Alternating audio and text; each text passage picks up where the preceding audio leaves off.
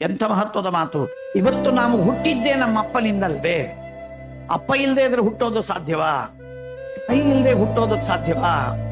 ಯಾವ ತಾಯಿ ತಂದೆಗಳಿಂದಲೇ ನಾವು ಹುಟ್ಟಿ ಬಂದಿದ್ದೇವೆ, ಆ ತಂದೆ ತಾಯಿಗಳಿಗೆ ತುಸು ಒಂದು ಪರಮಾಣುವಿನಷ್ಟಾದರೂ ದುಃಖವನ್ನು ಕೊಟ್ಟದ್ದಾದರೆ ಅದು ಘೋರ ಅನರ್ಥಕಾರಿ, ಎಂದೂ ಸರಿಯಲ್ಲ. ಶಾಸ್ತ್ರ ಅದನ್ನು ಸಮ್ಮತಿಸುವುದಿಲ್ಲ. ಅನರ್ಥಕಾರಿಯಾದದ್ದು, ಉಪಕರಣವಾದದ್ದು. ನಾವೆಲ್ಲ ಹುಟ್ಟಿದ್ದು ಯಾರಿಂದ? ತಂದೆ ತಾಯಿಯಿಂದ.